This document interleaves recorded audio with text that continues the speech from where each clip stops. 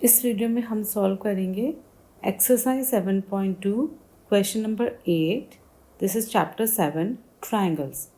ये बहुत ही interesting question है। क्यों? क्योंकि ऑलरेडी आप ये रिज़ल्ट बहुत बार यूज़ कर चुके हो, आज तक बहुत सालों से यूज़ करते आ रहे हो, आज आप इसको प्रूव करने वाले हो। So it's very exciting. Question है कि आपके पास एक इक्विलेटरल ट्रायंगल है, एक इक्विलेटरल ट्रायंगल है एंड आपको शो करना है इसके सारे एंगल 60 डिग्री है। Show that angles of an equilateral triangle are 60 degree each. Okay, तो हम यहाँ पे ट्रायंगल का नाम रख लेते हैं A B C. Equilateral triangle का मतलब है तीनों साइड्स इक्वल है, यानी कि A B, A C and B C are equal to each other. तो हम करेंगे क्या इसके अंदर, हम ए बी सी के अंदर सबसे पहले ये वाली एक साइड ए बी और ए सी को इक्वल मान के एंगल 1 और एंगल 2 को इक्वल लिख लेंगे। ठीक है, हमारे पास ऑलरेडी एक प्रॉपर्टी है कि अगर दो साइड्स इक्वल हैं तो उनके आमने सामने वाले एंगल इक्वल होते हैं। अब हम क्या करेंगे, अब हम फिर से इसी ट्रायंगल में कोई और दो साइड्स चुनेंगे, जैसे ए बी ले ली और इस बारी बी सी ले ली। तो इसके सामने वाले एंगल्स जो हो गए वो 3 और 2 हो गए। तो हम लिख देंगे angle 2 is equal to angle 3, क्योंकि हमने फिर से वही प्रॉपर्टी यूज़ करी कि जो दो साइड्स इक्वल हैं उनके आमने सामने वाले एंगल्स भी इक्वल हैं। चलो इसको हम यूज़ करते हैं और आगे बढ़ते हैं। हमने लिखा in triangle A B C, A B is equal to A सी।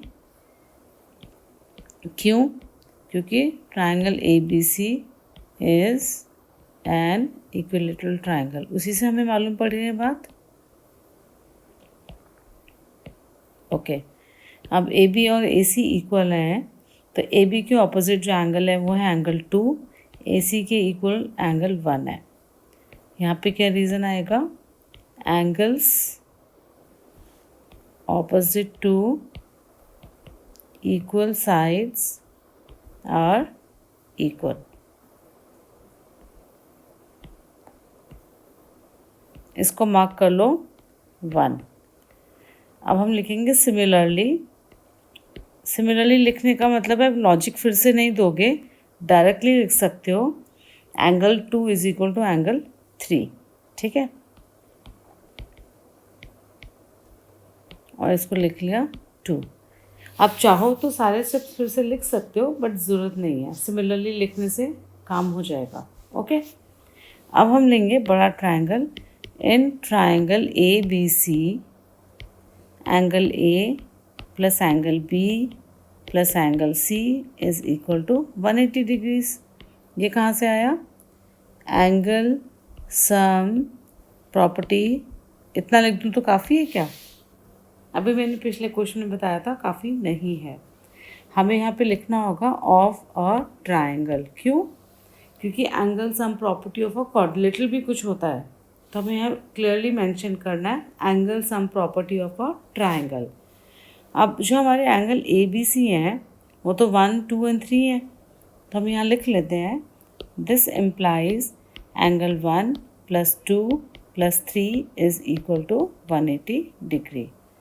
अब हमने ऑलरेडी एक रिज़ल्ट प्रूव किया था, angle 1 is equal to angle 2 और एंगल 2 इज इक्वल टू 3। तो हम क्या करेंगे, 1 की जगह भी हम एंगल 2 लिख देंगे और 3 की जगह भी एंगल 2 लिख देंगे, क्योंकि हमारे पास ये 1 एंड 2 से आ रहा है रिज़ल्ट, और 2 को 2 रहने देंगे। तो दिस बिकम्स 180 डिग्री। ब्रैकेट में रीज़न लिख देंगे from 1 and 2।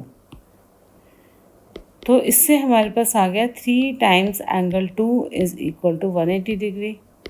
So this implies angle 2 is equal to 60 degrees. अब लेकिन 2 जो था वो तो 3 के इक्वल है, तो हम लिख सकते हैं therefore angle 3 is also 60 degrees, और ब्रैकेट में लिख देंगे फ्रॉम 2। और साथ ही साथ हमने देखा एंगल 2 जो है वो 1 के भी इक्वल है, तो अगर 260 डिग्री आया है तो एंगल 1 भी 60 डिग्री हो जाएगा, और ब्रैकेट में लिख देंगे फ्रॉम 1। तो हमने देखा कि हमारे पास एंगल 2 भी 60 डिग्री है, 3 भी 60 डिग्री है, 1 भी 60 डिग्री है। इसका मतलब क्या हुआ, हमारे पास क्या रिजल्ट आ गया। हमेशा आंसर किस फॉर्म में छोड़ना है, क्वेश्चन के स्टेटमेंट के फॉर्म में। एंगल्स ऑफ एंड जिस भी तरीके से क्वेश्चन में पूछा गया है उसी तरीके से फाइनल आंसर दो। Angles of an equilateral triangle are 60 degrees each.